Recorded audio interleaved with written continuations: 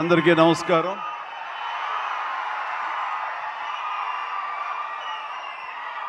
మా అభిమానుల్లో ఆనాటి నుంచి ఈనాటి వరకు క్రమశిక్షణ ఏమీ మారలేదు. అదే క్రమశిక్షణ, అదే ఉత్సాహం.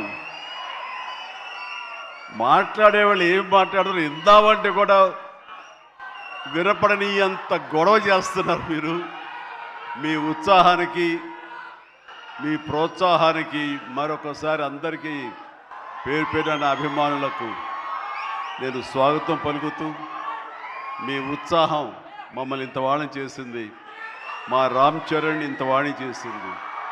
సో ముఖ్యంగా మీ అందరికీ నా స్వాగతం పలుకుతూ, ఈ రోజున ఇక్కడికి నేను ఒక అతిథిగా వచ్చిన, ముఖ్యంగా ఒక సీనియర్ నటుడిగా, ఈ సినిమా మీద ప్యాషన్ ఉన్నటువంటి ఒక వ్యక్తిగా, ఈ రోజున ఈ సినిమా ఇంత పెద్ద హిట్ చేసినందుకు ప్రతి ఒక్కరికి యూనిట్తో పాటు నేను కూడా ధన్యవాదాలు తెలియజెప్పాలని వచ్చాను.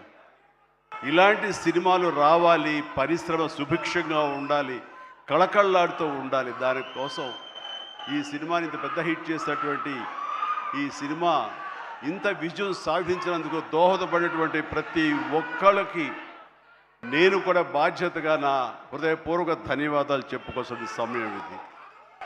అండ్ ఈ రోజున ముఖ్యంగా చెప్పాల్సి వస్తే, నేను ఈ సినిమా చూసినప్పుడు ఒక భావోద్వేగానికి లోనయ్యాను. చాలా అరుదైన సినిమాలు కొన్ని ఆ రకమైన ఫీలింగ్ ఇస్తాయి. ఆ సినిమాలో నేను ఒక క్యారెక్టర్ని, ఒక ట్రైబల్స్ యొక్క జీవన విధానాన్ని, వాళ్ళ ఆవేదాన్ని, వాళ్ళ బాధని, వాళ్ళ పోరాటాన్ని ఇన్ని చూడగలిగానే తప్ప ఇదో సినిమా బాగా చేశారు, బాగా యాక్ట్ చేశారు, అద్భుతంగా చిత్రీకరించారు డైరెక్టరు, ప్రొడ్యూసర్ బాగా రిచ్గా చేశారు అన్న భావం పోయింది. కేవలం ఒక ట్రాన్స్లోకి వెళ్ళినటువంటి భావం కలిగింది. ఎన్నో చోట్ల నేను కూడా క్యారెక్టర్తో పాటు క్యారియర్ అయిపోయి ఒక ఉద్వేగానికి లోనయ్యాను. వాళ్ళతో క్యారెక్టర్తో పాటు నేను ఆ బాధను అనుభవించాను. వాళ్ళ పోరాటంలో నేను ఒకనయ్యి ఈ సినిమాలో ట్రావెల్ చేశాను చూస్తున్నంతసేపు.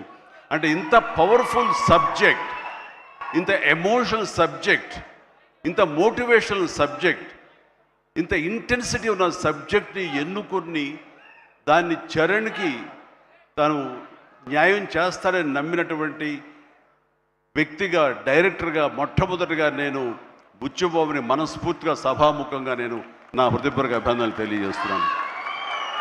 ముఖ్యంగా గాడ్ బ్లెస్. తను విలేజ్లో పెరిగిన వ్యక్తి, విలేజ్లో వాళ్ళ మనస్తత్వాలు తెలిసిన మనిషి. అందుకని ఈ కథ ఒక మట్టి కథ, మట్టి మనుషుల కథ. వాళ్ళ యొక్క ఎమోషన్, భావోద్వేగాలని తను పూర్తిగా నమ్మి అవపోసన పట్టిన వాడు కాబట్టి దాన్ని ఇంత అత్యద్భుతంగా ఈ తెర మీదకి ఎక్కించగలిగాడు, మనల్ని ఇన్వాల్వ్ చేయగలిగాడు. అందులో నాలాంటి వాడు సైతం సినిమాని డిసెక్ట్ చేస్తూ చూస్తుంటారే ఆ భావం పోయింది. సినిమాలు ఇన్వాల్వ్ అయిపోయాను అనమాట. దానికి ప్రధానంగా దీన్ని ఆ ట్రావెల్ చేయడానికి దోహదపడడానికి ఒక గట్స్ కావాలి, ఒక కన్విక్షన్ కావాలి. దానికోసం మన అన్ని రకాలుగా ఈ సినిమాకి న్యాయం చేస్తుంటే కథకుడుగా అవని, డైరెక్టర్గా కానీ బుచ్చిబాబు 100% న్యాయం చేశాడు. అండ్ ఇలాంటి బుచ్చిబాబు లాంటి శిష్యుల్ని చేరదీసి వాళ్ళలో ఉండేటటువంటి టాలెంట్ని సానబట్టి ఈ సానా బుచ్చిబాబుని మన అందరికీ గిఫ్ట్గా వదిలిన మా సుకుమార్ మాస్టర్ గారిని మనస్ఫూర్తిగా నేను అభినందించకుండా ఉండలేకపోతున్నాను. నిజంగా ఇలాంటి మట్టిలో మాణిక్యాల్ని వెలికి తీసేటువంటి ఒక దార్శనికుడు, ఒక ఫ్యూచర్లో ఇలాంటి వాళ్ళు ఇండస్ట్రీకి రావాలి అంటూ అలాంటి వాళ్ళకి అవకాశం కల్పించేటువంటి సుకుమార్ని నేను ఈ సందర్భంగా మనస్ఫూర్తిగా నేను అభినందించాల్సి ఉంది. Thank you Sukumar. అలాంటి శిష్యులు మాకు అప్పగా ఇండస్ట్రీకి అవసరం. అండ్ ఇక ఈ సినిమాలో ప్రధానంగా ఇలాంటి సినిమాలు చిత్రీకరించాలంటే కనుక ఎంత డబ్బు అవుతుంది, ఏంటి బడ్జెట్ ఎంత, ఏంటి, దేనికి నెరవకుండా ఒక సినిమా తీయాలి. రామ్ చరణ్ నాకు చేస్తాను, నన్ను ప్రొడ్యూసర్ చేస్తాను, ప్రొడ్యూసర్గా నాకు సినిమాలు ఇస్తానని ఆయన రంగస్థలం టైంలో మాట ఇచ్చాడు సార్. దాన్ని నిలబెట్టుకుంటూ మళ్ళీ నాకు ఈ అవకాశం కల్పించాడు. కాబట్టి రామ్ చరణ్ గారు నా మీద పెట్టుకున్న నమ్మకానికి నేను దీన్ని ఎంతైనా సరే డైరెక్టర్ యొక్క విజన్ మేరకు దీన్ని నేను ప్రజల ప్రేక్షకుల యొక్క దీన్ని మనల్ని పొందేందుకుగా నేను సర్వశక్తులు వడ్డీ నేను మొత్తం ధారపోసి సినిమాను అత్యద్భుతంగా తీస్తానని ఆ గట్స్ ఉన్నటువంటి నిర్మాత సతీష్ కిల్లారు, ఆయనకి మనస్ఫూర్తిగా నేను అభినందించాలి. ఎందుకంటే దీంట్లో ఎన్నో కష్టాలు వస్తాయి, ఎన్నో బాధలు వస్తాయి. ఫైనాన్షియల్గా వయబుల్ అవ్వచ్చు, కాకపోవచ్చు, డబ్బులు మిగలచ్చు, మిగలకపోవచ్చు, లాభాలు రావచ్చు, రాకపోవచ్చు, ఏమి కాదు. ఒక అత్యద్భుతమైన కథ. ఈ కథకి నిర్మాత అనిపించుకోవడం కంటే నాకు కావాల్సింది ఏముంది అంటూ ఆయన ఈ కథను నమ్మారు. అంత మంచి పేరు వచ్చింది దీనికి.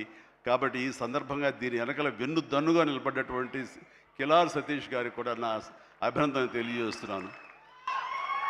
ఇక రామ్ చరణ్ మిగతా విషయాలు మాట్లాడబోండి. రామ్ గురించి మాట్లాడాల్సి వస్తే ఎవరికైనా ఏమనిపిస్తుందంటే బిడ్డ గురించి మాట్లాడుతుంటే అది ఆయుక్షీణం అంటారు. బిడ్డ గురించి మాట్లాడమంటే కనుక నా గురించి నేను మాట్లాడినట్లుగా ఉంటుంది అనుకుంటారు. అవన్నీ పక్కన పెడితే ఒక తోటి నటుడుగా ఈ ఇండస్ట్రీలో ఒక సీనియర్ యాక్టర్గా ఇలాంటి ఇంటెన్సిటీ, ఇలాంటి ఇన్వాల్వ్మెంట్ తోటి, ఇంత హై యాక్షన్ తోటి, డ్యాన్సులతోటి, ఎమోషనల్ సీన్స్ తోటి అన్ని రకాలుగా, అంటే ఒక ఆర్టిస్ట్కి ఎన్ని రకాల కోణాలు ఉండాలి, అన్ని కోణాలను పరిపక్వత సాధించి దాన్ని 100% బియాండ్ 100% తెర మీద చూపించేటువంటి చరణ్ నేను మనస్ఫూర్తిగా అభినందిస్తున్నాను. ఒక తండ్రిగా గర్వపడుతున్నాను. రంగస్థలం, మన సుకుమార్ గారి సినిమా రంగస్థలంలో వావ్ ఎంత బాగా చేశాడు, ఎంత అద్భుతంగా చేశాడు అని అనుకున్నాం. కానీ అలాంటి రంగస్థలాలు రావాలంటే మళ్ళీ ఎన్నేళ్ళు పడుతుందో ఏమో తెలియదు. ఎందుకంటే ఇవన్నీ కూడా అప్పుడప్పుడు తారసపడే గొప్ప అవకాశాలు ఒక ఆర్టిస్ట్కి పెర్ఫామ్ చేయాలనుకునే వాళ్ళకి. మిగతా అవన్నీ కమర్షియల్గా వస్తుంటాయి, మనం అందులో రాణిస్తాం, మెప్పిస్తుంటాం, డబ్బులు వస్తుంటాయి, అన్నీ వస్తుంటాయి. కానీ ఆర్టిస్ట్గా చిరస్థాయిగా నిలబడే సినిమాలు కొన్నే ఉంటాయి. అందులో రాజమౌళి సినిమా మగధీర కానివ్వండి, ఆర్ఆర్ సినిమాలు కానివ్వండి, సుకుమార్ రంగస్థలం కానివ్వండి, ఇంత త్వరగా ఒక 3-4 ఇయర్స్ గ్యాప్లో మళ్ళీ ఇలాంటి లాంటి సినిమా వస్తుందని నేను ఊహించలేదు. రియల్లీ ఆ రకంగా చరణ్ చాలా అదృష్టవంతుడు ఈ క్యారెక్టర్ రావటానికి. ఈ క్యారెక్టర్లో నేను చూస్తుంటే కాసేపు చరణ్ సినిమా అని కూర్చోనే తప్ప నేను కానీ వాళ్ళ మమ్మీ కానీ థియేటర్లో చరణ్ మాకు కనిపించలా, పెద్దే కనపడుతూ వచ్చాడు, పెద్దే ఆలరిస్తూ వచ్చాడు. సో ఇది చాలా రేరుగా ఉంటుంది. సినిమా అలా కట్టిపడేయటం, క్యారెక్టర్లో కట్టిపడేయటం అంటే కనుక తను ఆ క్యారెక్టర్ని అవపోసన పట్టాడు, దాన్ని పూర్తిగా దాన్ని నమ్మాడు. ఆ క్యారెక్టర్ డైరెక్టర్కి ఏం కావాలో అది డెలివరీ చేయాలన్నాడు. ఒకే ఒక సంకల్పంతో ఉండకపోతే, అంత కఠోరంగా దాన్ని నమ్మి వెళ్ళకపోతే అతను ఖచ్చితంగా ఇందులో ఇంత సక్సెస్ అయ్యేవాడు కాదు. ఇంతమంది చేత ఇలా శభాష్ అనిపించుకునేవాడు కాదు. చెప్పాలంటే ఈ సినిమా చరణ్ మనల్ని సంతోషపెట్టాడు, మన చేత ఆనందంగా గెంతులు వేయించాడు, మన చేత బాధ పెట్టాడు, ఆ బాధకు మనం లోనయ్యేలా చేశాడు, ఆఖరికి విజయం సాధించాడు. ఇలాగా ఎన్ని రకాలుగా చూసుకున్నా సరే ఈ పెద్ద క్యారెక్టర్లో తను రాణించిన విధానానికి, తను పడ్డ కష్టానికి నేను మనస్ఫూర్తిగా నా అభినందనలు తెలియజేస్తూ మరొక ఎన్నో విషయాలు చెప్పాలి. అందులో మరొక విషయం ఏంటంటే ఆర్టిస్టులు అనేవాళ్ళు వాళ్ళ క్యారెక్టర్లో ఎమోషన్ వాళ్ళు ఓన్ చేసుకుని ఫీల్ అవ్వాలి తప్ప వాళ్ళు ముఖవళికలతోటి, ఫేషియల్ ఎక్స్ప్రెషన్స్ తోటి, ఫేషియల్ మజిల్స్ తోటి రాణించి రక్తి కట్టించాలన్నది పెర్ఫెక్ట్ యాక్షన్ కాదు. చాలామంది గొప్ప యాక్టర్లు ఉంటారు, వాళ్ళందరూ కూడా వాళ్ళు తెర మీద బాధపడుతూ మనల్ని బాధ పెడతారు. కానీ లోపల ఉన్న ఫీల్ని వాళ్ళు ఫీల్ అవుతూ తన మనసు లోపల అంతర్గతంగా ఏమి ఫీల్ అవుతాడో దాన్ని కళ్ళ ద్వారా మాత్రమే చూపిస్తూ మనల్ని కంటతడి పెట్టించే విధంగా చేశాడే, అది పరిపూర్ణమైనటువంటి నటన, పరిపక్వత ఉన్నటువంటి నటన. ఈ రోజున రామ్ చరణ్లో పరిపూర్ణత, పరిపక్వతను నేను 100% నేను సాటిస్ఫై అయ్యే విధంగా చేయగలిగాడు. మీరందరూ కూడా ఆశీస్సులు అందించే విధంగా, దాన్ని ఆమోదించే విధంగా ఈ రోజున తెర మీదకి కనిపించిందంటే కనుక అది దాన్ని మనస్ఫూర్తిగా ప్రతి ఒక్కళ్ళం అభినందించాల్సినటువంటి ఇది. ఇక సినిమాని మనసుతోటి ఎలా ఫీల్ అయ్యి చేశాడో అది అలా ఎగ్జిబిట్ అయింది కాబట్టి మన మనసును తాకాడు. అది పక్కన పెడితే ఏ రకంగా బాడీ ట్రాన్స్ఫార్మ్ అయ్యాడు. ఒక నిమిషం ఆగండి, మీరు బాధ్యతగా వినండి. నేను చెప్పే విషయాలు మీ అందరిని కూడా మోటివేట్ చేసే విషయాలు, అందుకనే మీరు క్రమశిక్షణతో ఉండండి. Thank you very much. Please ఒక నిమిషం. మీరు ప్రతి వాళ్ళకి ఒక ధ్యేయం ఉండాలి. ఆ ధ్యేయంని మనం ఓన్ చేసుకోవాలి. ఆ గోల్ వైపు వెళ్ళేందుకు ఫిజికల్ కష్టం అయినా సరే ఎలా పడాలంటాలో ఈ రోజున ఒక స్టార్ కొడుకు గోల్డెన్ స్పూన్తో పుట్టాడు. చరణ్కి అవసరం లేదు, డైరెక్టర్ ఏం చెప్పాడు అది మెకానికల్గా చేసి వెళ్ళిపోతే ఇదే సినిమా ఇదే హిట్ అవుతుంది, ఇంతే అవుతుందేమో తెలియదు, కానీ దాన్ని మించి అయ్యింది, బియాండ్ 100% అయ్యింది అంటే కనుక చరణ్ వన్ మ్యాన్ షో అంటున్నాడు. అన్న మీరందరి చేత నేషనల్ అవార్డు వస్తుంది, నేషనల్ అవార్డు విన్నింగ్ పెర్ఫార్మెన్స్ అంటున్నారంటే అవార్డు రానివ్వండి రాకపోనివ్వండి అది పెద్ద సమస్య కాదు. ఈ రోజున రంగస్థలాన్ని కూడా రావాలని నాతో సుకుమార్ గారు ఎన్నోసార్లు అన్నారు. ఇది అవార్డు విన్నింగ్ పెర్ఫార్మెన్స్ అని అంత బాగా చేశాడు మన చరణ్ అంటే అవార్డు రావాల్సిన అవసరం లేదు. అవార్డు రావడం ఎన్నో దారులు ఉంటాయి, రావచ్చు రాకపోవచ్చు, బట్ ప్రజల మనుషుల్లో ఎంత అత్యుత్తమ నటన ఇచ్చాడన్నారే దాన్ని మించిన అవార్డు ఇంకోటి ఉండదు అనేది నేను ప్రగాఢంగా నమ్మిన విషయం. కాబట్టి చరణ్ వాళ్ళందరూ ఒక way of expression award winning performance అంటుంటే కనుక థ్యాంక్ యూ సో మచ్ అనుకోవాలి. కానీ ఈ సినిమాలో తన బాడీగా ట్రాన్స్ఫార్మ్ అయ్యింది. నేను ఎవ్రీ డే ఇంట్లో చూసేవాడిని. ఎర్లీ మార్నింగ్ లెగిచి ఎక్సర్సైజ్ చేసి క్రమం తప్పకుండా ఎక్సర్సైజ్ చేసి మళ్ళీ పగలంతా ఇక్కడ యాక్షన్ సీక్వెన్స్లో పాల్గొని అలిసిపోయి ఇంటికి వచ్చి స్నానం చేయకుండా మొహం కడుక్కుని ఒక సూప్ తాగి కొంచెం ఎనర్జీ గెయిన్ అయిన తర్వాత మళ్ళీ 9 to 10 ఈవినింగ్ మళ్ళీ ఎక్సర్సైజ్ చేసేవాడు. నేను అన్నాను అవసరమా ఇది ఇలా చేస్తున్నాడు వీడు, అవసరమా అంటే లేదు రేపు మార్నింగ్ మళ్ళీ ఫ్రెష్గా ఉండాలి బాడీ, లేకపోతే సహకరించదు, రేపు పొద్దున మళ్ళీ యాక్షన్ సీక్వెన్స్లు ఉన్నాయి, ఈ రెజ్లింగ్ ఉంది నాకు అది ఇది అని చెప్తుంటే కనుక వాళ్ళ అమ్మ చాలా బాధపడిపోతుంటుంది. కానీ నాకైతే మాత్రం శబాష్ కష్టాన్ని నమ్ముకున్నాడు, నాకేంట్లే అనే ధోరణిలో లేడు. నేను మనస్ఫూర్తిగా అంతరాలలో మనసుల్లో నేను తన్ని చాలా ఎప్రిషియేట్ చేస్తూనే ఉండేవాడిని. ఒకరోజు సడన్గా ఫోన్ కాల్ వచ్చింది, బాబుకి చరణ్కి ఒక దెబ్బ తగిలింది సార్, గవర్నమెంట్ హాస్పిటల్కి తీసుకెళ్ళి అనగానే ఎలా ఉంటుంది, ఏం దెబ్బ తగిలింది, ఎంత తగిలింది, ఎంత ఇదేంటి ఈ యాక్షన్ సీక్వెన్స్ అంటున్నాడు మాకు తెలుసు అనేసరికి ఏం దెబ్బ తగిలింది సార్ మీకు ఫోటో పంపిస్తానని ఫోటో పంపించారు. ఫుల్ ఈ కన్ను కన్నంత ఎర్రగా అయిపోయి కిందంతా రక్తధారతోడు వస్తే ఆ స్టిల్ చూసిన తర్వాత కన్నుకి ఏమైనా అయిందా, కన్నే పోయిందా అనే భావంతో కంగారు పడిపోయాం. వాళ్ళ అమ్మకు చూపించకూడదా అని చెప్పేసి ఏంటంటే ఇది బాబు హాస్పిటల్ చిన్న ట్రీట్మెంట్ అంట, ఏదో చిన్న ఇదంట అని అన్నానే. కానీ ఆ డాక్టర్ మన సుధాకర్ ప్రసాద్ గారు, ఆయన కాస్మెటిక్ సర్జన్, ఆయన చూసి ఆయనతో మాట్లాడిన తర్వాత చాలా అదృష్టం అండి, కన్ను గుడ్డు పోవాల్సింది పోకుండా ఐబ్రోకి కింద నుండి బోన్ దగ్గర అవతల ఒక డ్రెస్లర్ ఒక గుండు వచ్చి హిట్ చేసింది, అది కట్ అయింది కిందంతా, అంతే తప్ప ఇంకేం కాలేదు, అవి నేను ఎలాంటి ఇబ్బంది లేకుండా నేను స్టిచెస్ చేస్తున్నాను అని చెప్పిస్తూ అంటున్నాడు. ఒక 7-8 పడ్డాయి స్విచర్స్. ఆ తర్వాత అన్న తర్వాత ఒక సై ఆఫ్ రిలీఫ్ అమ్మాయి అప్పుడు చెప్పిన వాళ్ళ అమ్మకి పెద్ద ప్రమాదం ఏం కాదని చెప్పేసి. సో అలాంటివి ఉన్నప్పుడు అంత కష్టం తీసుకుంటున్నప్పుడు నేను బాధపడే కంటే కూడా సంతోషపడ్డాను ఎస్ అని. ఇలాగా ఇది జరుగుతున్నప్పుడు నాకు ఒక పాత ఇన్సిడెంట్ ఒకటి గుర్తుకొచ్చింది.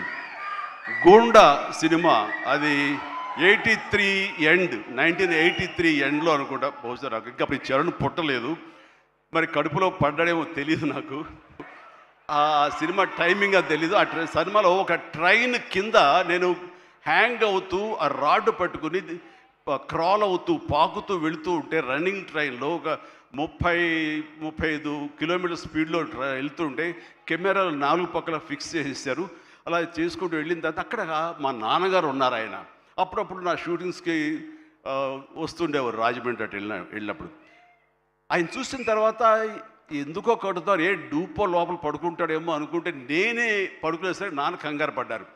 ఒక 2 కిలోమీటర్ల తర్వాత బండి ఆగింది. అక్కడి నుంచి మళ్ళీ తిరిగి వెనక్కి వచ్చేసరికి నాన్న కంగారుగా, ఇంత కష్టం పడాలా నువ్వు, ఇలా చెయ్యాలా, ఇలాంటి షార్ట్లు డూప్లు ఉంటారు కదా, నువ్వెందుకు వెళ్ళాలి, ట్రైన్ కింద నువ్వు దూరటం ఏంటి, వెళ్ళటం ఏంటి, ఒక 3 ఇంచెస్ కిందకి వెళ్తే కంకర్రాళ్ళు తగులుతుంటాయి కదా, ఏమైపోతావు అని చెప్పేసరికి, నాన్న ఇలాంటి చేయకపోతే కనుక మరి నా అభిమానులు ఎలాగా ఆనందపడతారు, వాళ్ళని అలరించడం కోసం నేను చెయ్యాలి, మీరు ఇలాంటివి చెప్పి నన్ను డిసప్పాయింట్ చేయకండి, మీకు తెలియదు ఊరుకోండి, ఏం పర్లేదు, ఏం కాదు, అన్ని రకం జాగ్రత్తగా ఉన్నాం కదా అంటే, ఇప్పుడున్నంత సేఫ్టీ హార్నెస్లు కానీ సేఫ్టీ ప్రికాషన్స్ కానీ ఆ రోజులు లేవు.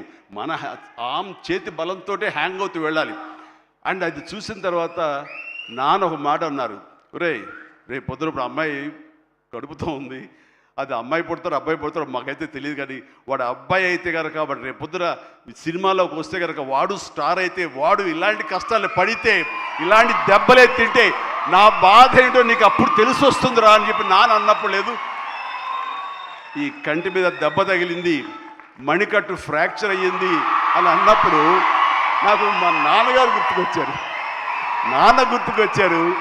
ఆయన ఆ రోజే అన్నారు, ఆయన నోటి వాక్యం, ఆయన నోటి ఇది, ఆయన బాధతోటి ఉద్వేగంతో అన్నా సరే, ఈ రోజున నా బిడ్డ కష్టానికి ప్రతీక. ఏది ఈజీగా రాదు, nothing is short cut, nothing comes, అడ్డదారులు ఏది రాదు, ఆ కష్టపడితేనే వస్తుంది. ఎస్, అలా కష్టపడ్డాడు. ఈ సినిమాకి అంత మన్నలను పొందారు మీరందరి చేత. ఈ రోజున పెద్దియే అనిపించుకుంటున్నాడు, రామ్ చరణ్ కాదు అనేలాగా ఉంది అంటే కనుక అది చాలు. ఆ బిడ్డకు ఆశీస్సులు మీ అందరి నుంచి. ఇలాగే ఉంటాం మేము, ఎప్పుడు కష్టపడ్డ ఒకటే నమ్ముకున్నాము, కష్టపడతాం తప్ప ఏది షార్ట్ కట్లో కావాలని కోరుకోవు, ఒళ్ళు వంచి పనిచేస్తాం. ఈ రోజుకి అదే, ఈ రోజు కూడా చిరంజీవి గారు మీరేంటి 2 పూటలు ఇంకా ఎక్సర్సైజ్ చేస్తారంటే, అవకాశం ఉంటే 2 పూటలే చేస్తాను, బట్ ఒక పూట మాత్రం చాలా ఖచ్చితంగా చేస్తాను. ఇద్దరం జిమ్లో ఒకరు పోటీ పడుతుంటాం అనమాట. మరి సరదాగా పర్సనల్ విషయాలు మీతో షేర్ చేసుకోవడం ఆనందంగా ఉంది. అండ్ చరణ్ ఈ సినిమాలో తను నటించలేదు, జీవించాడు. అందుకనే ఇంకా చిరంజీవి కాదు, తను చరణ్ జీవి అని మీ నుంచి వచ్చిన మాట ఇది. నిన్న కూడా ఢిల్లీలో పిఎం గారు నరేంద్ర మోడీ గారితో పాటు తను కూడా ఒక కాంక్లేవ్లో పాల్గొన్నాడు. రిపబ్లిక్ టీవీ కాంక్లేవ్లో పాల్గొన్నప్పుడు వాళ్ళు కొత్త కాయినేజ్ పెట్టారు, న్యూ ఏజ్ మెగాస్టార్ అని. ఎస్, మనం ఇలాంటి అవకాశాలు నాకు రాలేదు, కానీ చరణ్కి వచ్చింది. చరణ్ దాంట్లో నిరూపించుకుని ఒక అడుగు ముందుకు వెళ్తున్నాడు. కాబట్టి చరణ్ ముందుంచి నేను వెనక ఉండడం అన్నది సబబు, అది కరెక్టు. బిడ్డలు ఎదిగినప్పుడు, బిడ్డలు ముందుకు వెళుతున్నప్పుడు ఆ పొందే ఆనందం అంతా ఇంత కాదు. సో ఈ రోజున ఈ పెద్ది తర్వాత రంగస్థలంలో కొంతవరకు, ఇప్పుడు ఈ పెద్ది తర్వాత పుత్రోత్సాహం అనేది 100% నేను ఫీల్ అవుతున్నాను.